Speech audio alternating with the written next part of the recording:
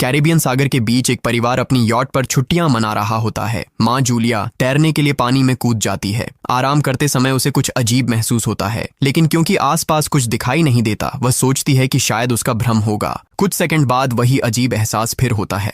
इस बार भी कुछ नजर नहीं आता, लेकिन अब वह घबरा जाती है और यॉट की तरफ तैरना शुरू करती है। तभी अचानक कोई उसकी टांग खींचने लगता है और वह मदद के लिए जोर जोर से चिल्लाने लगती है। उसकी बेटी कैसी हेडफोन लगाकर म्यूजिक सुन रही होती है, इसलिए उसे कुछ सुनाई नहीं देता। पति टॉम और बेटा बेन मछली पकड़ने में व्यस्त होते हैं। जूलिया पानी के ऊपर टिकने की कोशिश करती है, लेकिन मुंह में पानी जाने की वजह से चिल्लाना मुश्किल हो जाता है। थोड़ी देर बाद टॉम को एहसास होता है कि काफी देर से उसने जूलिया को नहीं देखा। वह यॉट पर उसे ढूंढता है और फिर अपनी पत्नी को खतरे में देख लेता है। वह बच्चों को बुलाता है, यॉट को उस तरफ ले जाता है और पानी में कूद जाता है। जल्दी से जूलिया तक पहुंचकर उसे संभालता है और यॉट की ओर तैरता है।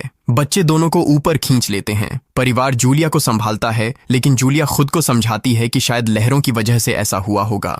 रात को सब मिलकर बेन का जन्मदिन मनाते हैं। कैसी को उसके बॉयफ्रेंड का कॉल आता है, तो वह लैपटॉप लेकर बाहर चली जाती है। वीडियो कॉल में उसका बॉयफ्रेंड दिखाता है कि शहर के ऊपर बड़े बड़े काले बादल छा गए हैं। कॉल ग्लिच होकर फ्रीज हो जाती है। कैसी यह बात परिवार को बताने आती है, लेकिन टॉम कहता है कि शायद जमीन से दूर होने की वजह से सिग्नल कमजोर है। तभी सबको एक आवाज सुनाई देती है। वे सब बाहर जाते हैं और देखते हैं कि व्हेल मछलियों का एक समूह गुजर रहा है। टॉम समझाता है कि व्हेल मछलियां हमेशा पृथ्वी के मैग्नेटिक फील्ड को फॉलो करती हैं, लेकिन जब तूफान आता है तो वे कंफ्यूज हो जाती हैं। अचानक यॉट जोर से हिलती है और बेन गिर जाता है। टॉम को चिंता होती है कि कहीं यॉट को नुकसान तो नहीं पहुंचा, इसलिए वह डाइव करके नीचे चेक करने चला जाता है। कुछ देर बाद वह सतह पर वापस आता है, लेकिन उसके कंधे पर एक बड़ा घाव होता है। जूलिया तुरंत उसका जख्म सीती है। टॉम बताता है कि पानी के अंदर उसे ऐसा लगा जैसे उसके पीछे कोई बहुत बड़ा जीव था, लेकिन जब उसने मुड़कर देखा तो प्रोपेलर से कट लग गया। वह कहता है कि जो भी चीज थी बहुत बड़ी थी। टॉम को यॉट पर काफी नुकसान दिखाई देता है, इसलिए उन्हें मदद बुलानी पड़ती है।